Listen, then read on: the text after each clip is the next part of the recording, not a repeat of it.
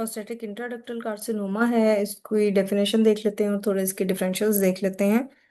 Important entity है और इसको डायग्नोज करना भी इम्पॉर्टेंट है क्योंकि ये अग्रेसिव है। और प्रोस्टेटिक इंट्राडक्टल कार्सिनोमा में क्या इसकी डेफिनेशन है कि high grade primary prostatic adenocarcinoma है which involves pre existing ducts. और इसका क्राइटेरिया भी यही है कि ये हाई ग्रेड प्रोस्टेटिक एडिनोकार्सिनोमा है जो कि लार्ज एसिनाई में एंटर हो रहा है और डक्ट्स में।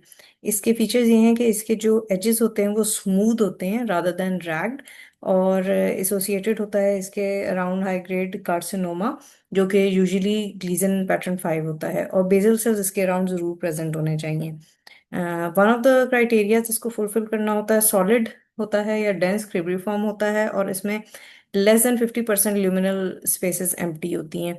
ज़्यादातर ये सॉलिड एरिया उसको फिल कर रहे होते हैं। क्रिब्रिफॉर्मिंग होती है लेकिन इसमें मार्क्ड न्यूक्लियर प्लियोमॉर्फिज्म होता है विच मीन्स 6 टाइम्स इसमें वेरिएशन जो है वो हो जाती है। और इसमें दूसरा जो इसका थर्ड फीचर है वो है कि इसमें मोर देन फोकल कोमिडोनेक्रोसिस होती है, यानी काफ़ी ज़्यादा प्रोमिनेंट होती है इसमें कोमिडोनेक्रोसिस। डिफरेंशियल डायग्नोसिस का सबसे इम्पॉर्टेंट जो है वो हाई ग्रेड पेन के साथ बनता है। इसमें अगर हम इंट्राडक्टल कार्सिनोमा को देखें तो उसमें जो है वेरिएशन भी आ रही है, साइज की बहुत ज़्यादा 6 टाइम्स वेरिएशन होती है न्यूक्लियस की, जबकि हाई ग्रेड पेन में इतनी वेरिएशन नहीं होती है।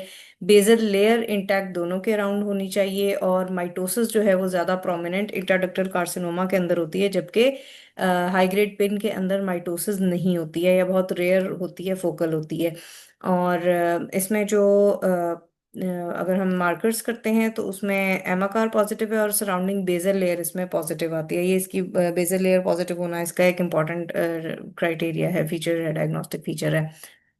हाई ग्रेड पेन के डिफरेंशियल अगर हम देखें इसमें तो हम कैसे डायग्नोज कर सकते हैं कि प्रोस्टेटिक इंट्राडक्टल कार्सिनोमा जो है उसमें क्रिब्रिफॉर्म पैटर्न कॉमनली होता है, जबकि हाई ग्रेड पेन में नहीं होता, टफ्ट्स बन रहे होते हैं। क्रिब्रिफॉर्मिंग लेस प्रोमिनेंट होती है। माइटोटिक फिगर्स होते हैं इंट्राडक्टल कार्सिनोमा में less in high grade pen, basal cells present होते हैं दोनों में। जो इंट्राडक्टल कार्सिनोमा है उसमें रेडिटिवली कम हो सकते हैं, हाई ग्रेड पेन में ज्यादा होते हैं but less than the normal duct still.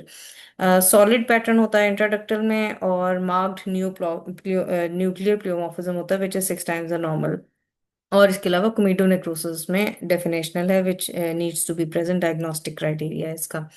Second, इसका जो हमने डिस्टिंक्शन करनी होती है वो हमने एसिनार एडिनोकार्सिनोमा से करनी होती है, उसके क्रिब्रिफॉर्म पैटर्न से। क्यों? क्योंकि जो इंट्राडक्टल कार्सिनोमा है इट इज़ मोर अग्रेसिव, इसीलिए जब हम अपने रिपोर्टिंग करते हैं तो उसमें हमने दो चीज़ों को ज़रूर रिपोर्ट करना होता है जब हम कैप प्रोटोकॉल को फॉलो करके रिपोर्ट करते हैं। एक, अपने इंट्राडक्टल कार्सिनोमा अगर हमने आइडेंटिफाई किया है उसको हमने रिपोर्ट में एंटर करना होता है, और सेकेंड, हमने इसमें क्रिब्रिफॉर्म पैटर्न अगर हम आइडेंटिफाई करते हैं तो उसको हमने मेंशन करना होता है रिपोर्ट के अंदर।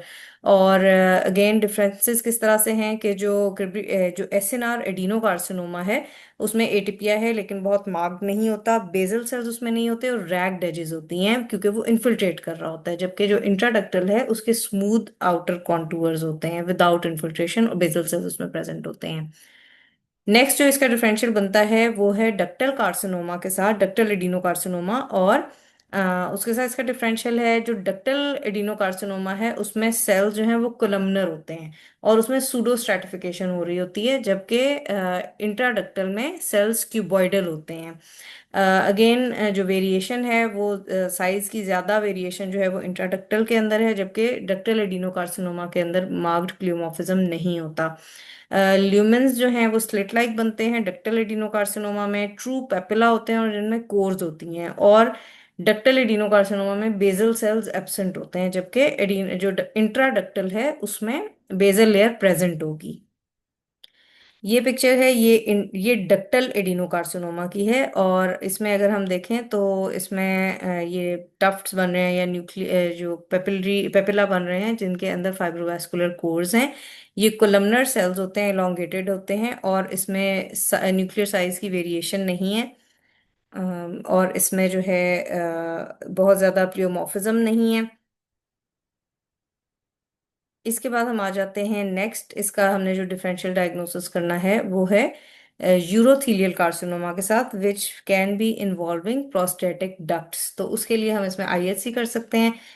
जो यूरोथीलियल कार्सिनोमा अगर इन्वेड कर रहा होगा प्रोस्टेट में तो उसमें पीएसए और पीएपी नेगेटिव होगा, जबकि और हाई मॉलिक्यूलर वेट सीके और p63 पॉजिटिव होगा। और जो डक्टल इंट्राडक्टल एडिनोकार्सिनोमा है वो पीएसए पॉजिटिव होगा और हाई मॉलिक्यूलर वेट सीके या p63 जो सेल्स हैं मिलिग्नेंट सेल्स उनके अंदर वो नेगेटिव होगा, सिर्फ पेरिफ्री पे जो बेसल सेल्स हैं उनमें वो पॉजिटिव होगा।